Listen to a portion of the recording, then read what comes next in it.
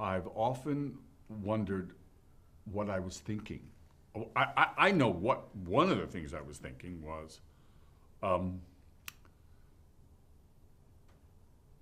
they were paying me a lot of money. I mean, for a young man, I remember it was $6,000. That's a king's ransom Per episode. per episode. $6,000. And in my naivete, I went, well, we'll just do a couple. I mean, none of these things run, do they? And I remember Norman and Mickey Ross coming backstage. Oh, with Ted, one of the producers, Ted Bergman, coming backstage, and I just sort of let it go on. It just sort of happened. All of a sudden, I'm meeting Marcy Carsey at ABC. I'm sort of reading something. They say he's fine, and I'm doing it. And that was I had just done And Justice for All. So you have And Justice for All, and you have The Ropers, and I couldn't quite figure out what I was quite doing. And then that's sort of been my career.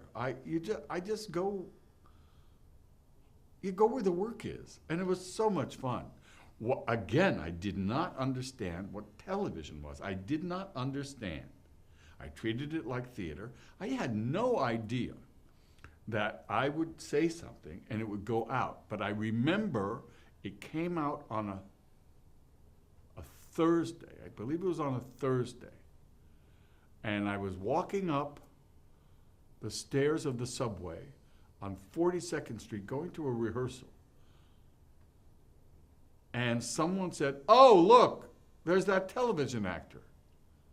And I went, dong. And my life changed. Well, there's a thing in television, there's a thing in Commedia dell'arte. There was this wonderful actor who's, people ask about influences. There was a wonderful actor named Fred Clark. And he was bald and he had a mustache. And, in comedy, the bald man is usually the dentist, the lawyer, the principal, the teacher, for some reason. And I had fallen into that specific sort of stereotype. So it was fun. I always liked playing the bad guy. I always liked playing the antagonist. I was sort of unconscious at the point. I actually, at various points in my career, someone would have to go, oh, I just kind of fell into that. They thought I was wonderful. I think their appreciation of me was far better than what I was giving them.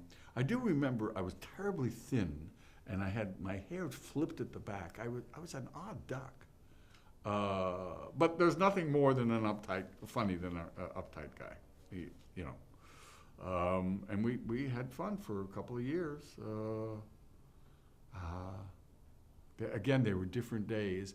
And I was at Television City, Studio City.